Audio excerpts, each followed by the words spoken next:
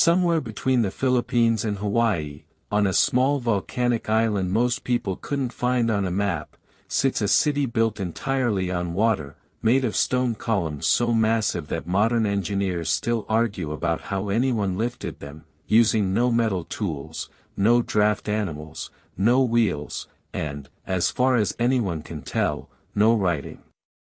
It's called Nan Madol, and it sits in a shallow lagoon off the eastern shore of Pohnpei, one of the wettest, most densely jungled islands on Earth. Roughly 92 artificial islets, built up from coral rubble and boulders, spread across nearly 200 acres of reef flat, separated from each other by a grid of tidal canals that fill and drain twice a day with the sea. Early European visitors, groping for a comparison that made sense back home, started calling it the Venice of the Pacific. It's not a bad description. It's also, in its own quiet way, an understatement. What holds those islets together, and rises above them in walls still standing after some 7 or 8 centuries, is columnar basalt. Long, naturally hexagonal and pentagonal stone beams, formed exactly the way lava cools slowly and cracks into columns, the same geological process behind places like Giant's Causeway, quarried across Pohnpei and hauled to this one shallow reef, then stacked crosswise, log cabin style, without any mortar holding them together at all. Some of these columns weigh in the range of 5 to 20 tons. A few of the largest are estimated at closer to 50. Altogether, researchers estimate something like 750,000 metric tons of basalt and coral fill went into this one site. And the people who built it had no wheels, no pulleys, no draft animals anywhere on the island, and no metal tools whatsoever. Tonight we're going to sit with that fact for a while, because it doesn't fully resolve, no matter how long you look at it. Ask most people to name a mysterious ancient stone structure and you'll get Stonehenge, the pyramids, Easter Island, maybe Machu Picchu, the same handful of famous names doing all the work.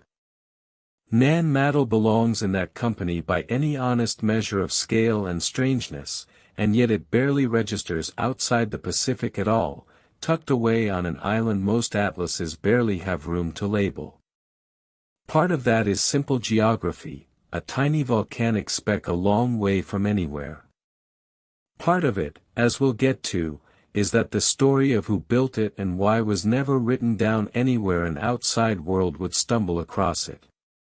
It simply survived, quietly, exactly where it had always been, waiting for whoever eventually bothered to ask.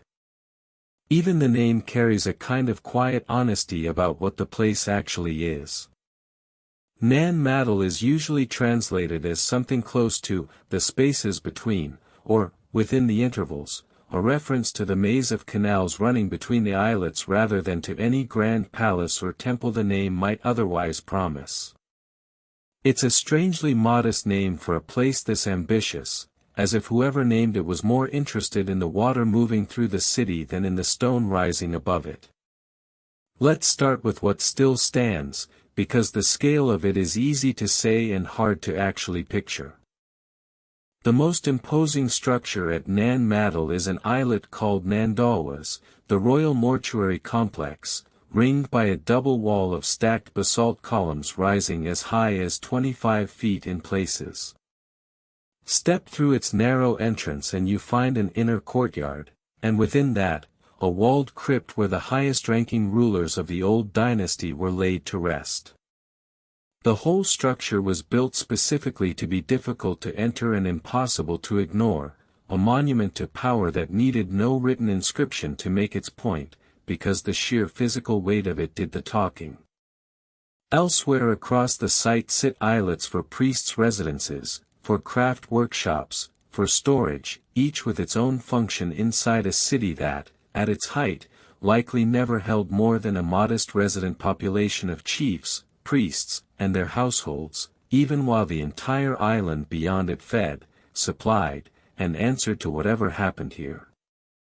Canoes moved between the islets along the tidal canals the way carts once moved along the streets of other ancient capitals, timed to the rise and fall of the sea rather than to any wheel or road, so that the rhythm of daily life here was set by the tide itself, twice a day, every day, for as long as anyone lived among the stones. As for how the stone actually got here, the honest current answer is educated guesswork. The basalt columns were quarried at multiple sites around Pohnpei, some many miles from the lagoon, and modern researchers generally favor the idea that most of it was moved on rafts, floated along the coast and through channels at high tide, since dragging house-sized stone columns overland through dense jungle, without animals, without wheels, would have been even harder to pull off. Even granting the rafts, you still need to explain how a 5-ton column, let alone a 50-ton one, gets lifted into place on a stack of other columns, precisely enough to hold for 800 years without mortar. Wooden levers, earthen ramps built and then removed, coordinated teams of laborers moving in unison, all of it is plausible, none of it is confirmed, and no one has found a single tool, drawing, or written account from the builders themselves explaining exactly how they did it. There's a further wrinkle underneath all of this that rarely makes it into the shorter retellings.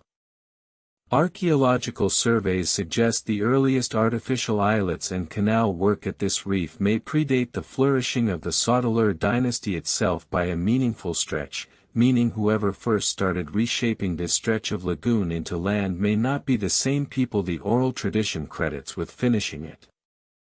Whether that means an earlier, otherwise unremembered phase of building that the Saudeleur story later absorbed and took credit for, or simply a slow multi-generational project whose beginning nobody thought worth separating from its ending, is not something the physical evidence can settle on its own.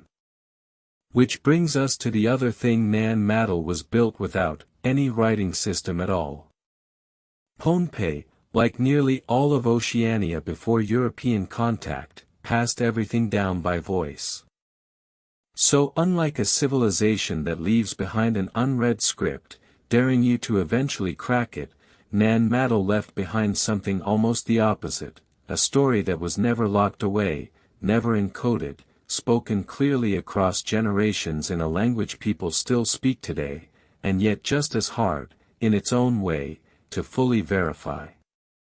That story begins with two brothers. According to Pohnpeian oral tradition, two sorcerer priests named Olisipa and Olasopa arrived by canoe from a distant western land, searching for a place to build an altar worthy of Nanasan Sop, a god of agriculture and fertility.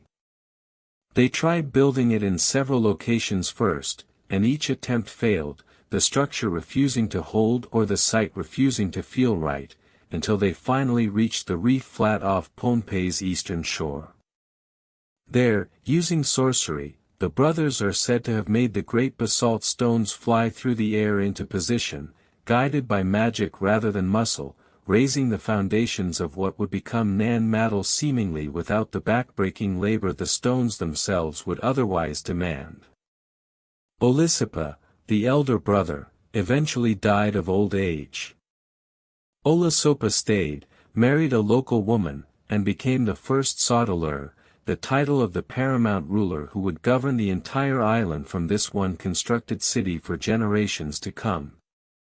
If you've been enjoying tonight's slow walk through a genuinely underappreciated corner of the ancient world, this is a good moment to hit subscribe, especially if a half-submerged megalithic city most documentaries never mention is exactly the kind of thing you want more of before you drift off. And if you're still awake enough to type, I'd love to know in the comments whether you'd heard of Nan Madol before tonight. Now, quietly, back to the lagoon.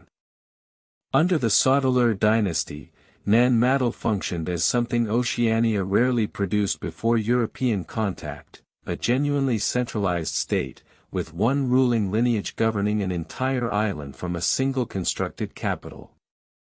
Tribute flowed in from every district of Pohnpei: food, labor, materials, funneled toward the elite households and religious functionaries who lived and worked among the islets. On Ided, one of the smaller islets, priests performed a recurring ritual centered on a sacred eel believed to embody a guardian spirit tied directly to the dynasty's authority. Turtles were offered at the water's edge, and the eel's willingness to accept the offering, or its refusal, was read as a verdict on the state of the kingdom itself, a ceremony conducted in near silence, at the edge of dark water, that quietly underwrote everything the Saudeleur claimed the right to rule over. Nan Madol wasn't a city in the sense of ordinary people living out ordinary lives across its canals. It was closer to a permanent capital of ceremony and administration, deliberately built apart from everyday village life, on its own reef, behind its own walls, answerable only to itself. That kind of arrangement, one island, one dynasty, one constructed capital demanding tribute from every district around it, is genuinely rare in the wider story of the Pacific. Most of Oceania, across thousands of scattered islands, organized itself through smaller chiefdoms, clan networks, and shifting alliances, without ever consolidating into a single centralized state the way Egypt or China eventually did. Pohnpei, alone among most of its neighbors, appears to have pulled this off, building not just a capital but the administrative machinery of statehood itself, entirely out of stone, tribute, and ritual, with no writing system to help hold any of it together on paper. That kind of concentrated power, sustained across generations, tends to accumulate its own kind of pressure, and Pohnpeian tradition remembers exactly how that pressure eventually broke.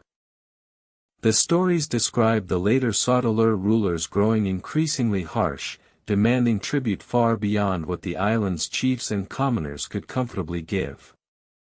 One frequently told version describes the final Saudeleur ruler directly insulting Nan Sapway, a thunder god who had once helped found the dynasty, by treating him with contempt during a visit disguised as an ordinary traveler, an offense the god does not forgive quietly. Furious, Nan Sapway is said to travel to Khosray and father a son with a Pohnpeian woman living there specifically so that a champion strong enough to end the dynasty would eventually exist. Into this moment arrives Isoklikal, a warrior sometimes described as the thunder god's own descendant, sometimes simply as an outsider from the island of Khosray, arriving with roughly 333 warriors in a fleet of canoes. Accounts differ on the details, as oral histories about the same events tend to, but they agree on the outcome. Isoklikal defeated the last Saudeleur ruler, ended the centralized dynasty that had governed from Nan Madol, and replaced it with an entirely different political structure, the non-warki system of multiple independent paramount chiefs across separate districts, a decentralized arrangement that Pohnpei still uses today, centuries later. Historians generally treat Isoklikal as at least partly historical, a real conquest or uprising remembered and reshaped through generations of retelling, its precise details blurred the way any story does when it survives only by being spoken, never written down, never fixed permanently on a page. Whether he really commanded exactly 333 warriors, whether the last Saudeleur was truly the tyrant the stories remember, none of that can be checked against an independent written record, because no such record exists.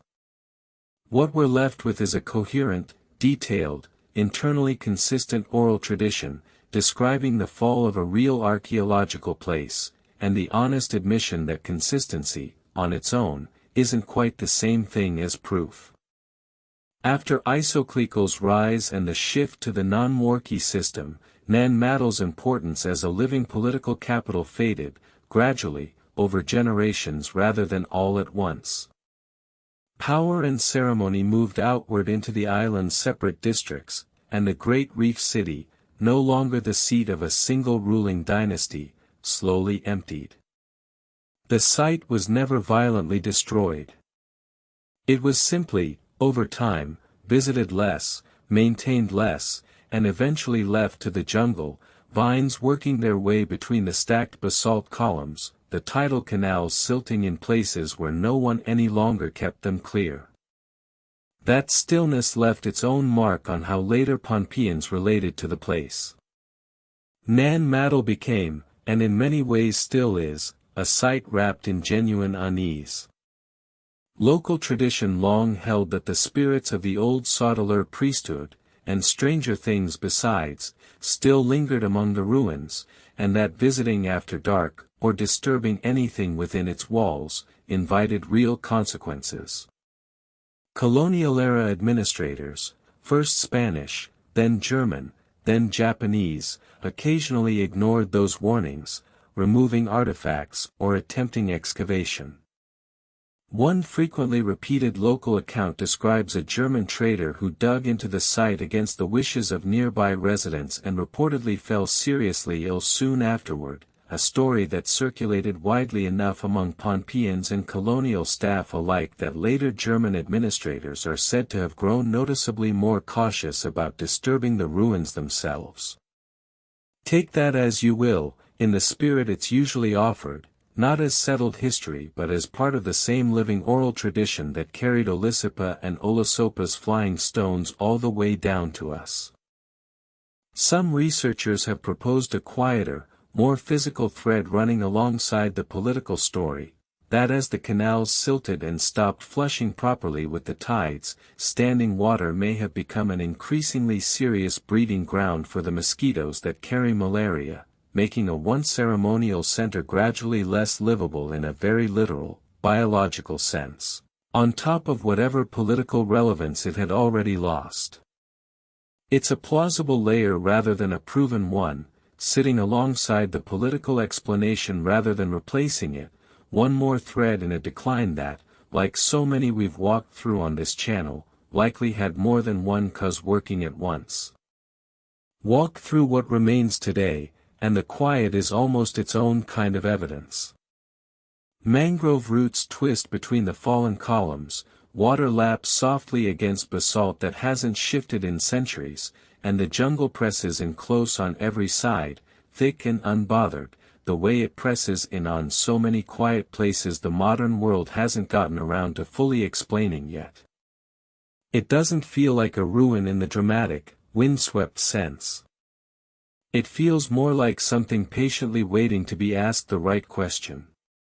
Nan Madol stayed largely unknown outside the Pacific for centuries. Spanish sailors recorded brief, second-hand mentions of Pohnpei from the 16th century onward, but the first serious outside documentation of the ruins themselves didn't happen until German and later Japanese administrators, along with visiting ethnographers in the early 20th century, began surveying and photographing the site in detail, finally putting Nan Madol on paper for a world that had never heard of it, for 5 centuries after its builders had. Modern archaeology has been able to confirm the broad outline, even where it can't settle every detail. Radiocarbon dating of shell, coral, and organic material recovered from the canals and fill layers suggests major construction phases stretching across several centuries, roughly from around the 12th century onward, with the most monumental building, including Nandalwa's, likely completed by around the 14th or 15th century. The traditional date for Isoclical's arrival and the end of Saudeleur rule is often given as somewhere around the year 1628, though scholars treat that figure as approximate at best, a number preserved by a tradition that was never built to function as a precise calendar. In 2016, UNESCO added Nan Madol to its World Heritage List, noting both its singular engineering achievement and the very real risk that rising seas and an unmaintained tropical climate pose to what remains of it. Nan Madol has never really stopped being someone's responsibility, either. The land and the ruins remain under the customary authority of local Pohnpeian chiefs and families descended from the old order, and visitors today still generally ask permission, and sometimes make a small offering, before stepping onto the islets at all, a living thread of protocol running in an unbroken line back toward the same respect the Saudeleur once demanded of everyone who entered their reef. So here's where tonight leaves us.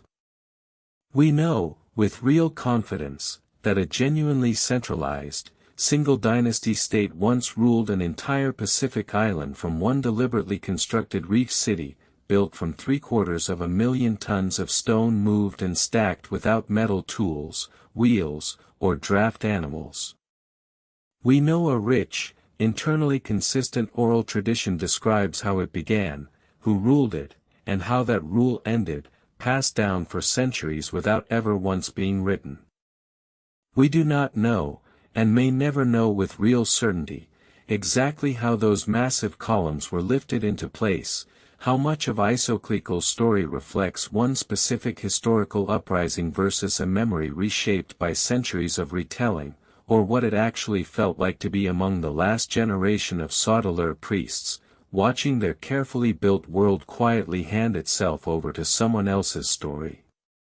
Every neat explanation, magic stones, a single tyrant, one clean conquest, turns out, on closer look, to be doing the same thing myths always do, carrying something true, wrapped in something we can no longer fully unwrap. The stones are still there, holding their shape in the tide, long after everyone who could have explained them stopped being around to ask.